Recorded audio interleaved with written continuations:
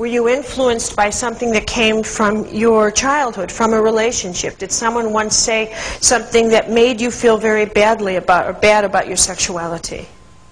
If so, you know what, how much energy are you giving to this? And I'll tell you something.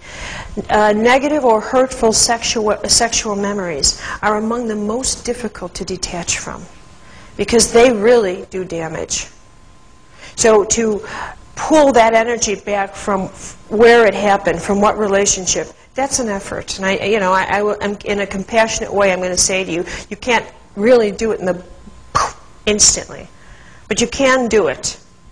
You just have to be aware. It begins with figuring out how much of your energy is going in that direction to begin with. All right. Another energy you want to be conscious of in the second chakra is betrayal. You know, there is a reason why we developed the phrase, "I've been stabbed in the back." And when you use that phrase, be very conscious of it. You'll only use it when you're referring to something that has to do with the second chakra. For example, if I was a little late for our lunch date, you would never, ever, ever say, "Carolyn, you just stabbed me in the back." You know what I mean? It's too... You're smashing me with too much power in that phrase that the situation doesn't call. But let's imagine that you said to me, "Here, I'm going overseas. Will you manage my bank account?" I said, "Oh, yeah." And you come back, and I said, "You know, I can't help it. I invested all this in stock for you, and I played the horses, and I did that, and it's all gone." Now that qualifies for, "My God, did you stab me in the back?" Because your finances, incidentally, live in your lower back. Your money is not, repeat, not in the bank. All right. And so when we use feelings like "you've been stabbed in the back," or expressions like "you're stabbed in the back," you literally are referring to a survival power, i.e. sexuality, money, mostly money, that's been, where the leak has been thrust into you by another. You've been lanced by a blade. And that your energy starts leaking out of there, and you feel like an act of betrayal. And that's another form of wound, shall we say, that is tremendously difficult to heal.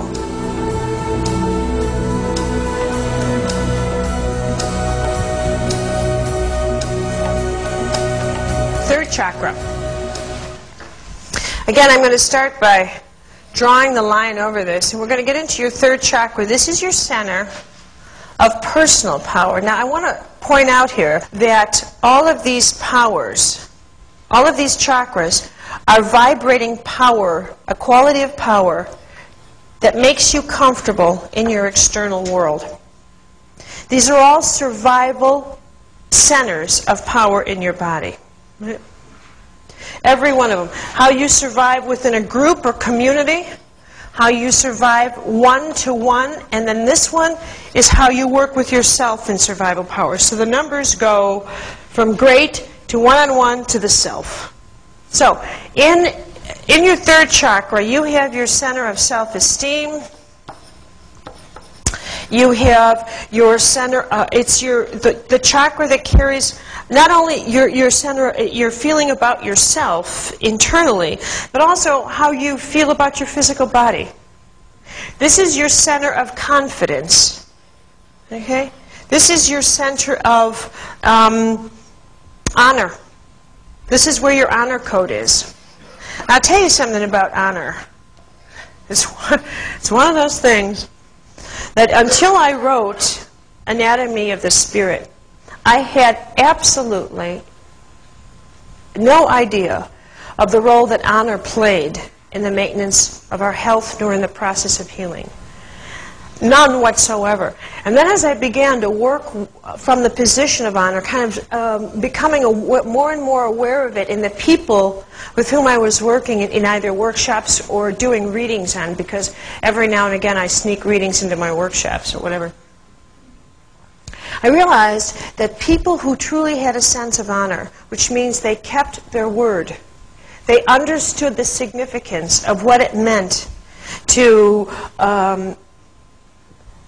hold on to a secret that another person has said, can I share a grief with you? Can I share a trauma with you? Will you honor my confidence? and they put it into their third chakra and said, it's safe with me. And what happens with that is you're literally taking some of your precious energy, your precious life force, and you're saying, here, give me that grief for a while. I'll put it in here because it doesn't cost me anything. I can hold it in my system. While your system, think of it as an energetic ulcer. While your system repairs itself, because this grief doesn't hold any power for me. I could hold it in my pocket forever, and it just doesn't have power. Right? But if you turn around, and you can't, I mean, that's a sense of honor. You've got to understand that's a part of your honor. It also means the manner in which you conduct yourself and how you see others.